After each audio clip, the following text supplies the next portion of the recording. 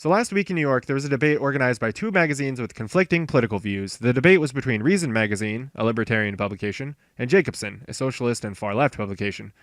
The topic of the debate was capitalism. I didn't get a chance to see the debate, but it brought to mind something one of my college professors said, which was that the point of accounting is to protect Western democratic capitalism. In his view, it seems that capitalism is important to assure for the economic freedom of people individually. However, it seems that a lot of Americans aren't so sure capitalism is all that great of a thing. According to Gallup, about 60% of Americans have a positive view of capitalism, and about 35% have a positive view of socialism.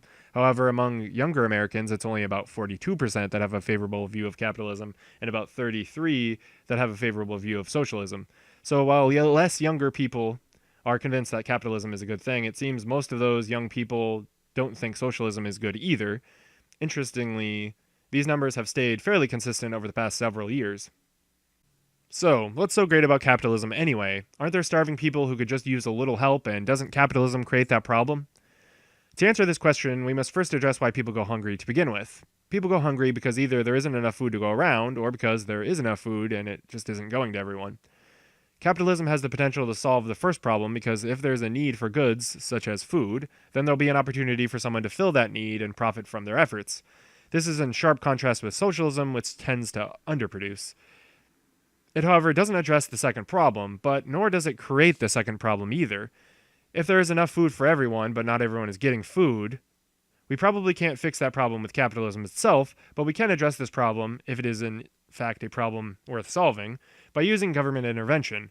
Not by seizing property or appropriating business, but by setting up social programs like food stamps. Such programs, when decided democratically and done through taxation rather than control of private industry, are still capitalistic since the means of production still belong to the individual and not by the community as a whole or the state. However, in some instances, philanthropy may be better suited to fill the need. Regardless, it's not capitalism that creates starvation, but rather scarcity of resources, and both of these possible solutions are well within the realm of capitalism. This reminds me of that old clip of Bernie Sanders talking about how journalists treat waiting in line for food like a bad thing, and then asserts that it's actually a good thing because in some countries people can't wait in line for food, but instead the rich get the food while the poor starve to death. Now, maybe Bernie was right about this in some countries, but not in the US. Okay, I guess I take that back. I can't speak for the whole country, and realistically, this probably won't be true in small towns, but in big cities in the US, like Portland, where I live, the poor can line up for food. While the rich line their pockets and others struggle to just get by, others who are really struggling, and in some cases those that are just too lazy, can line up at food banks and pantries. And not because of socialism, but because of capitalism. The abundance of food provided by the many grocery stores our cities have result in a lot of food waste, which is bad. However, one way of alleviating this problem is by giving away the old food. Some companies do this by giving their food to their employees, while others give their old food to food banks. But of course, capitalists are greedy, so why would we expect them to give away food? Well, the honest answer is that we wouldn't, so if we decide as a society that helping the needy get food is a good for society as a whole, then we may decide that we want to incentivize such behaviors. Luckily, we already have decided that, and it's reflected in the tax code. Generally speaking, most any private company can get a tax break for donating food to charity. Most companies, however, don't want to donate perfectly good food, so they donate food that's close to or past the date on the label. However, these dates are almost entirely arbitrary, so for tax purposes, the sell by or use by date is irrelevant, and all that matters is if the food is apparently wholesome. The term apparently wholesome food is defined by the federal government to mean food that meets all quality and labeling standards imposed by federal, state, and local laws and regulations, even though the food may not be readily marketable due to appearance, age, freshness, grade, size, surplus, or other conditions.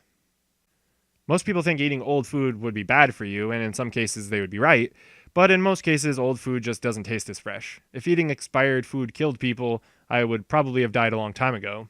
Having grown up poor, I spent a lot of time standing in line for food as a child and ate a lot of expired food, which has led me to an inescapable conclusion that even poor homeless children don't go hungry in capitalist societies. I mean, obviously they could. Their parents could just starve them, or they could run away and get lost in the woods and run out of food or something. But otherwise, generally speaking, being poor and homeless doesn't stop you from having access to the bare minimum of food if you live in a crowded city anyways. There are, of course, still deaths due to malnutrition in the US, but when you consider mental health problems, eating disorders, and drug use, all of which could cause someone to stop eating properly, and the fact that only a few thousand die of malnutrition each year in the US, which is less than 1/10 of the deaths from suicide, it becomes clear that solving poverty wouldn't do much to stop people from starving to death in the United States. But what about other countries? Clearly, worldwide hunger and malnutrition are serious problems. Could these be the result of capitalism? Well, maybe, but when we look at countries with these problems, it's usually either authoritarian countries like North Korea or third world countries. I don't see capitalism as being a viable solution to world hunger as long as there are developing countries, but then again, neither is socialism or communism. However, we can learn some valuable lessons from the past on how to better assist the other countries. For example, Ethiopia has a severe food crisis, and even when the country isn't experiencing a drought, there still isn't enough food to go around. This is because of two problems. The first is political instability and poor government, and the second is too great a reliance on foreign aid. Ethiopia has shown us firsthand that the old saying is true. Give a man a fish and you feed them for a day, teach them to fish and you feed them for a lifetime. Giving food to Ethiopia has created a vicious circle of reliance on that aid. It's not capitalism that created this problem, but rather good intentions and misguided generosity. The question then becomes, should we help third world countries become prosperous? And then, if we should, how do we accomplish this? If we just give aid, that can create too great a reliance on that aid. For instance, if there's not enough food for everyone, but then food is given for free, then there's no incentive to start making that food, since there will be no market for it. Even if someone were to produce the food, that doesn't mean anyone will be able to buy it. However, since everyone will have enough food, they'll be more likely to reproduce, thus increasing the demand for food without a viable solution to create more supply of that food. I don't know what a solution to this would be, but again, I don't see socialism being any more viable a solution than capitalism. Maybe, as Dr. Bruce Gilley has recently argued and I discussed in a previous video, the solution is a new brand of colonialism, or maybe it's not. But one thing's for sure, just giving stuff away doesn't seem to be the best solution. Okay, but all this considered, why capitalism? Why not socialism like the Scandinavian countries? Well, actually, Scandinavian countries are not socialist. A free market and private property, including business property, are driving factors of their economies. They do have more social programs, in other words, they have more welfare, as well as higher taxes, and they have more collective bargaining against employers, but this is done through democratic means of government regulation and taxation of private enterprise, and not due to any socialist government policies. For those reasons, I think it's fair to say that the Nordic model is one of a mixed economy and not a socialist one.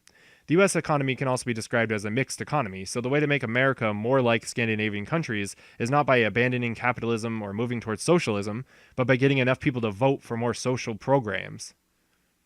Of course, not only is this easier said than done, we must also consider that the US has more expenditures than the Scandinavian countries due to our space program and massive military budget.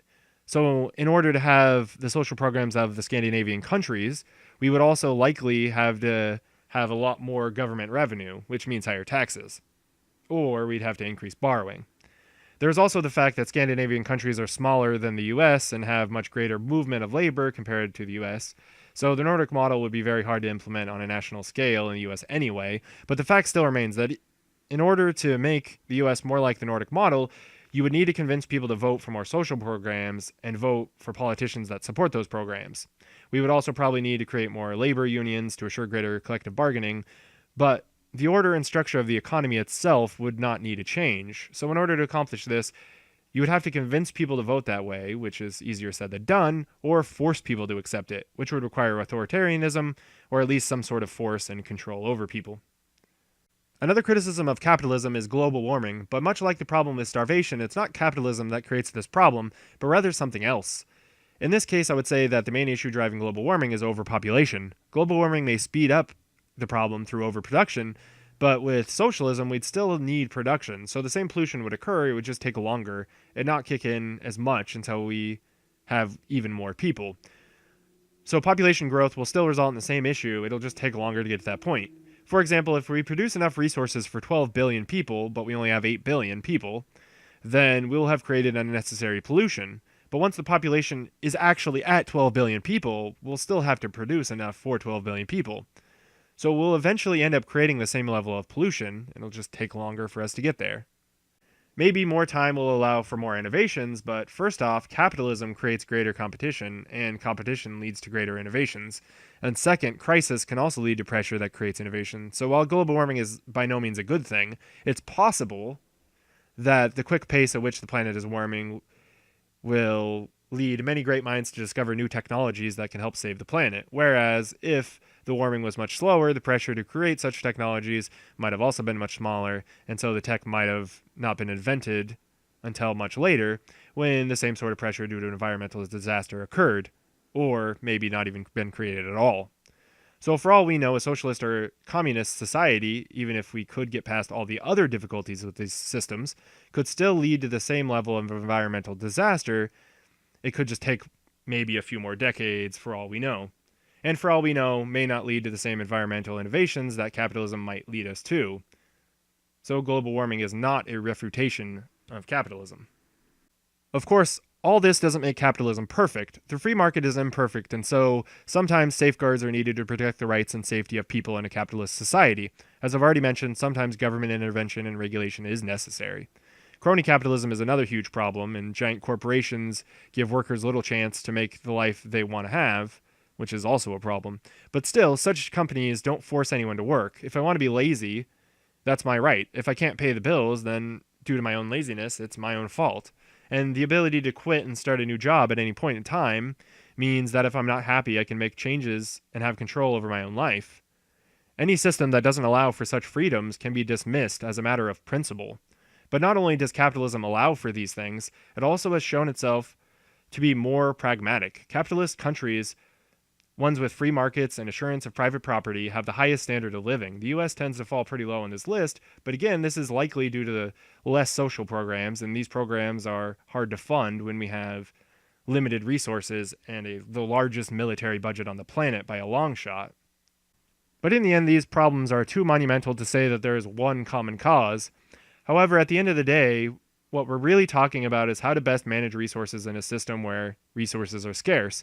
And the best way we know to do that is through capitalism, because being entitled to the product of our own labor creates pressure on individuals that leads to greater amounts of hard work and innovation, whereas systems that allow for freeloading tend to create more freeloaders, as explained in Garrett Harding's article from the 60s titled Tragedy of the Commons.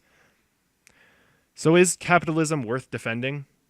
If one cares about freedom and liberty, decreasing poverty and starvation, while increasing social mobility, technology innovation, space travel, and liberalism in general, then yes, capitalism is absolutely worth defending.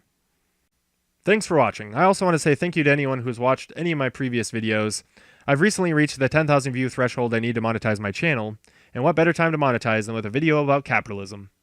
But for now, my plan is just to display skippable ads because I don't want to force people to watch ads, and to be honest, I realize that a lot of people would probably just not watch the ad and therefore not watch my video. Not that it's going to matter much anyway, with the adpocalypse still leaving most YouTubers screwed, but for me, I'm currently just trying to get some new equipment to improve the quality of my videos, which starts with getting a new microphone because this one is a real piece of junk. So to start off, all the ad money I get will be going towards that, and once I get to that point, I'll probably start looking into maybe like getting a camera or something, or just other stuff to improve my videos, and that'll allow me to focus more of my efforts on the content of my videos and less time trying to make sure everything's working properly and having to deal with all the technical stuff. But anyways, thanks for watching. If you enjoyed my work, please rate this video and leave a comment. You can also subscribe to my channel if you haven't already. And you can follow me on social media. The links are in the description. Thanks for watching, and remember to never stop questioning.